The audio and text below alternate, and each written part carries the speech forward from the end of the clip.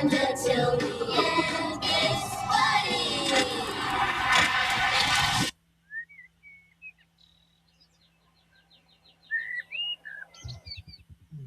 All right, let's get right into it. We have very little time. Casper, from Too Many Cooks, Cheddar Goblin, now Buddy, you have this tendency to take saccharine memories and twist them in almost like a sketch comedy improv background where you yes and your way into horrifying your writing partner or the audience, which I'm seeing a lot of comedies being twisted into horror.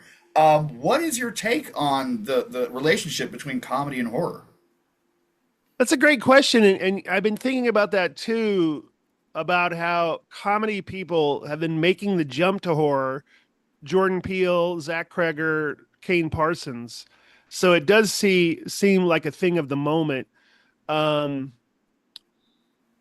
and I think they're both, well, maybe you could argue every genre is this, but there's a tension and release, precise timing thing.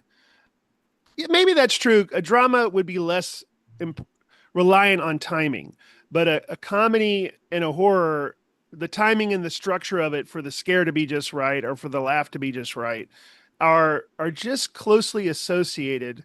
And I think they also go hand in hand in terms of like when people are on a roller coaster or something and get scared, they do tend to laugh afterwards, or like in a haunted house.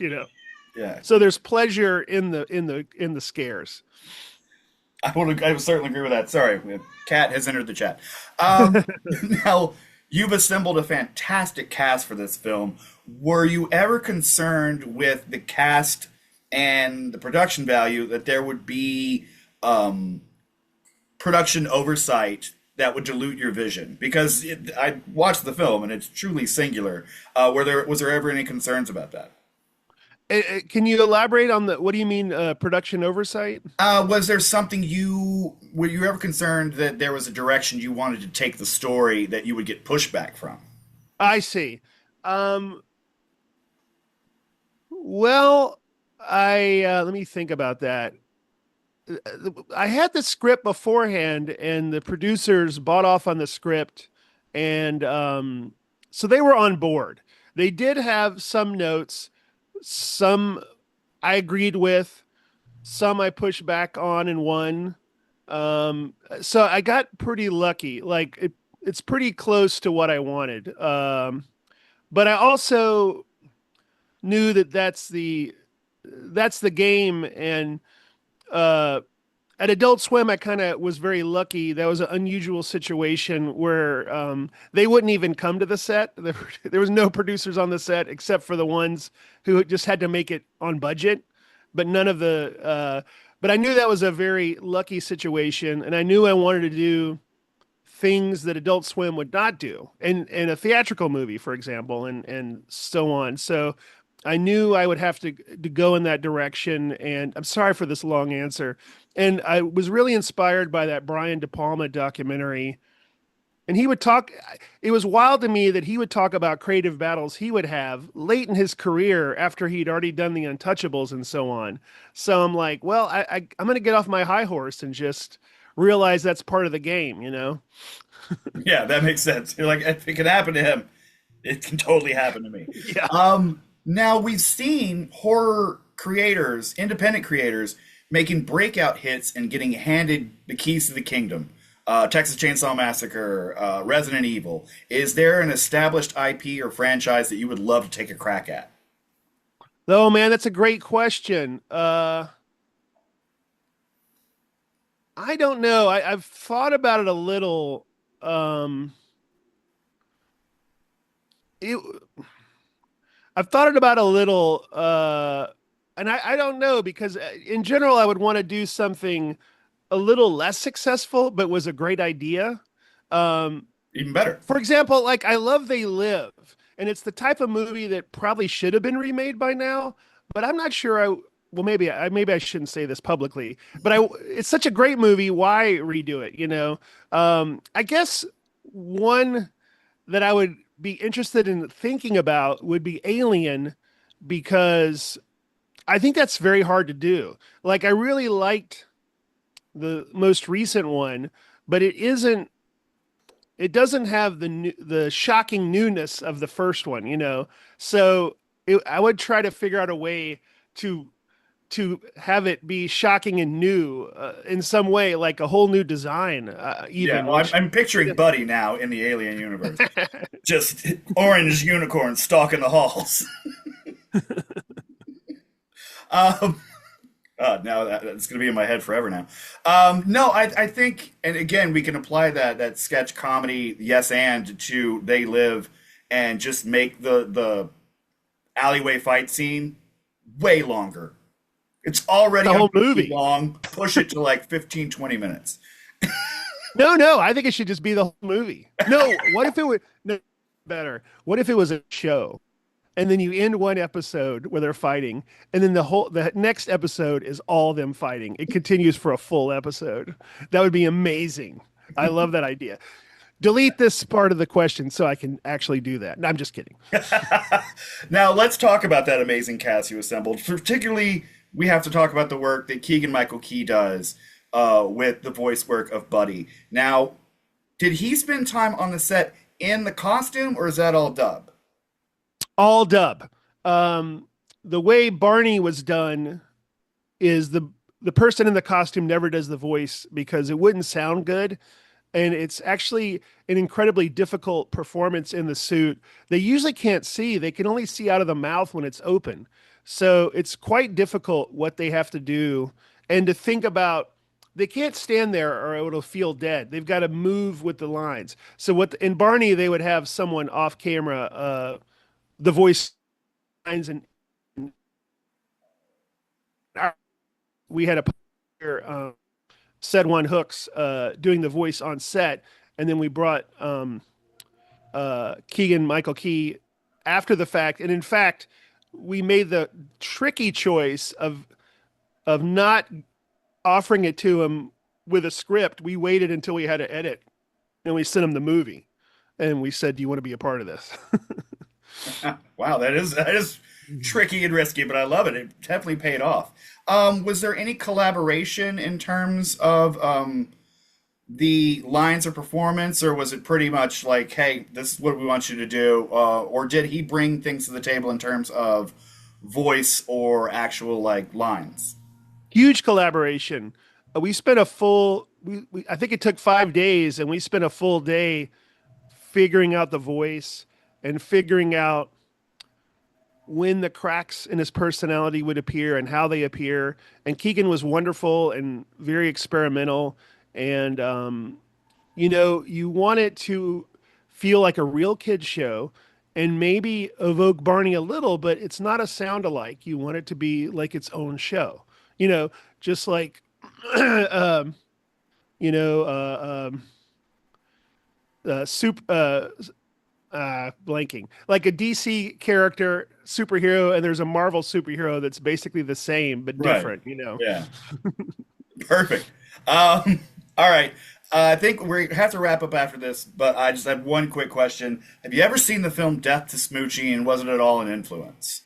I have not seen Death to Smoochie, and but it's Barry Levinson who I like, but I think at the time it was not well regarded, but it's since become people like it and say it's good.